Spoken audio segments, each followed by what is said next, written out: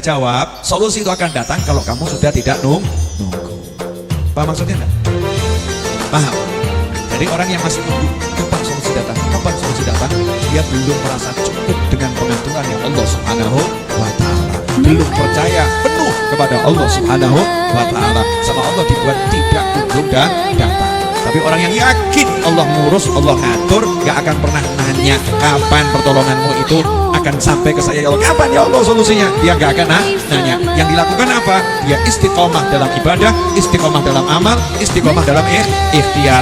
Dia jalan dan tidak menanti-nanti kapan solusi akan tiba. Ujuk-ujuk solusinya muncul. Dari sana muncul solusi, dari sini muncul solusi. Kenapa? Hatinya merasa cukup hanya dengan Allah Subhanahu wa Ta'ala. Pertanyaannya, selama ini sudahkah kita merasa cukup dengan Allah, atau kita baru merasa cukup kalau tabungan cukup?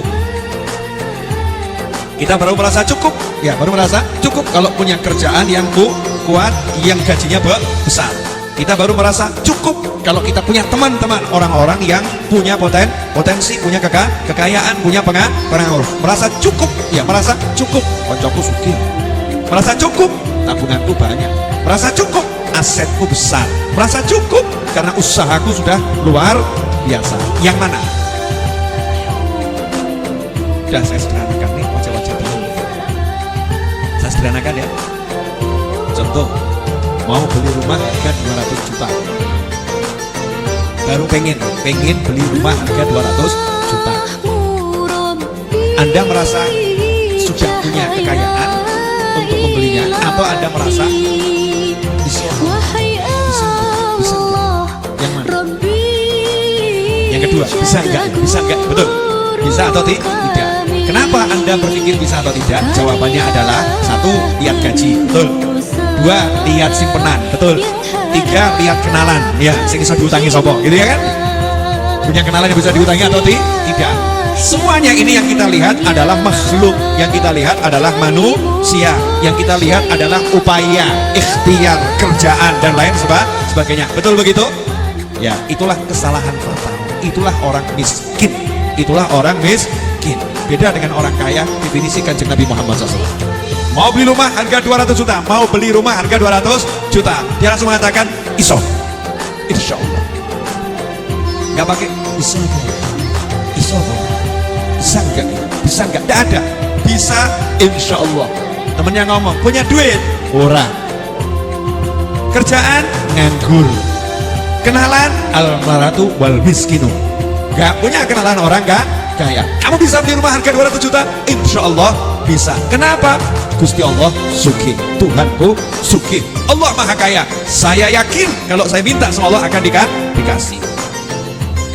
Udah bisa ditutup? Berarti marah tahu aku. Nah, kenapa dikatakan miskin? Oke, saya bahas lagi, boleh? Misal ya, misal ini emas, 5 kilo, handphone ya. Misal emas 5 kilo, kenteng. Untuk emas, ini bukan emas. Misal nih emas batangan 5 kilo, saya pegang nih emas batangan 5 kilo ya. Orang bilang saya ini punya saya. Bahkan ada namanya Habib Novel Alidrus Solo. Ya perlu dikasih Solo sekarang, karena yang namanya sama banyak ya. Habib Novel Alidrus Solo pegang emas batangan 5 kilo, misal ya misal. Kenapa saya katakan misal? Terlampau sedikit 5 kilo. Saya pengennya satu kintal, 1 ton gitu ya. Mau pengen segede juga, saya nanggung. Misal 5 kilo. Orang mengatakan saya kaya atau miskin? Orang mengatakan saya kaya atau miskin? Jujur. Kaya. Kenapa? Punya emas berapa? 5 kilo. Jadi yang buat saya kaya apa? Emas. Kalau emasnya hilang, saya kaya atau miskin? Oke, saya punya emas 5 kilo. Melarat atau sugih? Kaya atau miskin? Emasnya hilang. Orang katakan apa? Mantan orang kaya. Rodo alus. Mantan orang kaya, majlub.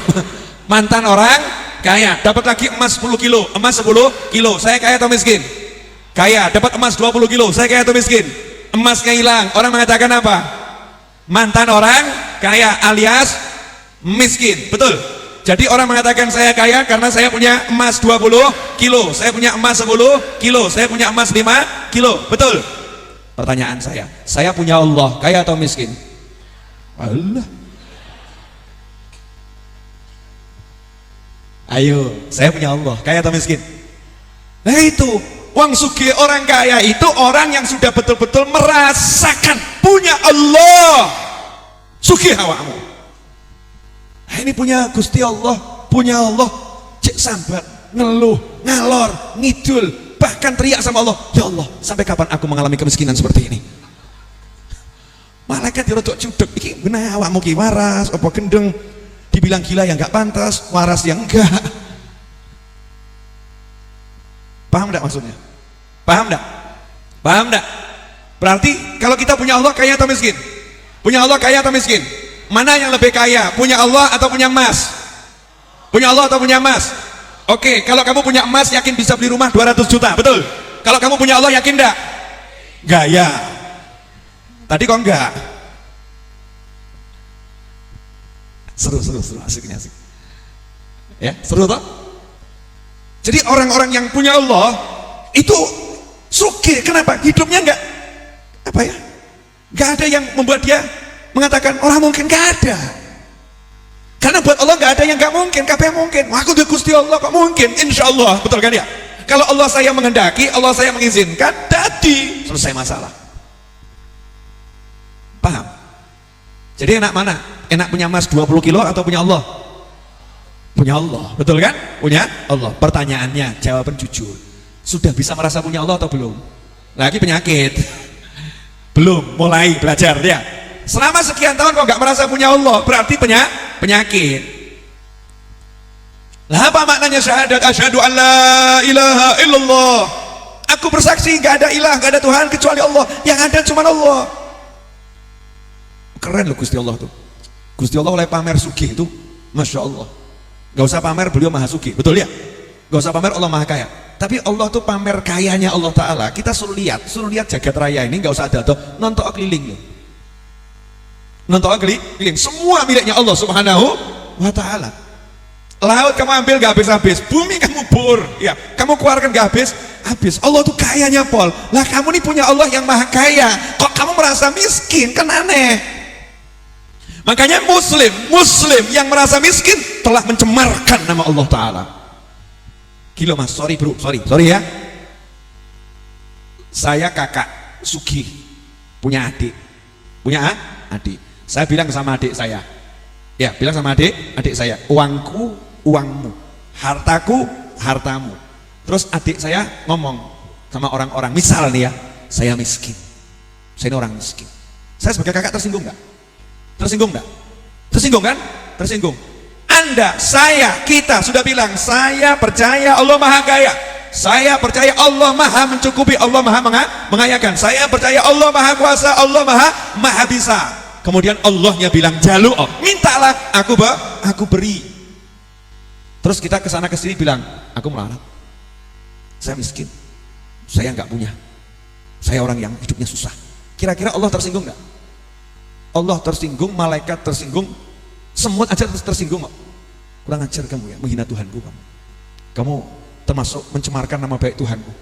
Allah tuh maha kaya, saya semut di bawah aja urip kok, ya turah-turah kok, sekedar keluar tuh nenek meja sidik kebak gula, betul kan ya? Semut tuh naik meja dikit banyak gula, melipir di lepeknya Habib Novel nganti kelelep, semutnya kelelep kemanisan, dia kelelep sama kopi manis. Oh, Allah sugih kok. Lah kamu manusia kok punya Allah merasa miskin, kan anehnya luar biasa. Paham dah ini? Apa yang dipahami? Nah, berarti jenengan sugih apa melarat? Sugih apa melarat? Kaya atau miskin? Kaya atau miskin? Besok kalau ditanya orang, Bapak ekonomi gimana? Cik melarat toh. Masih alhamdulillah koma gitu kan ya?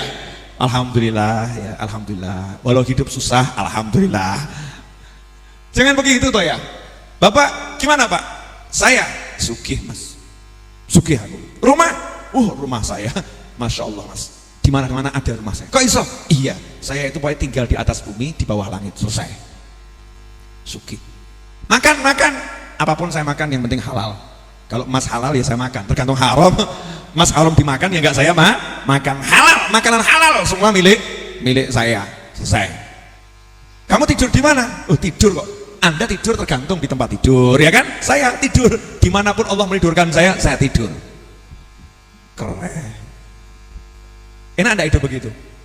Nah, kenapa selama ini membatasi hidup dengan yang begitu? Halo. Ya, wajah-wajah mumet. Lagi menyesali. Kok lagi mudeng saiki aku ya? Kalau saya mudeng dari dulu-dulu kan ya, hidup saya enak. Cek ya, nanti saya akan kasih kesimpulan nanti. Saya udah bicara 40 menit. Dengan kroso nggak kroso sudah 40 menit. Lanjutkan. Sekarang resepnya, kan itu ya. Resepnya biar secara fisik zahir punya banyak ya. Di hati juga full sama Allah Ta'ala ya, hati full. Nah itu sudah jadi kesatuan. Kalau hatinya full ke Allah, maka yang dibutuhkan itu akan datang sendiri. Yang dibutuhkan akan datang sendiri. Kenapa? Karena nggak pernah merasa butuh. Merasa butuh itu begini. Aku pengen, kok raiso ya? Aku pengen raiso, itu butuh. Ya.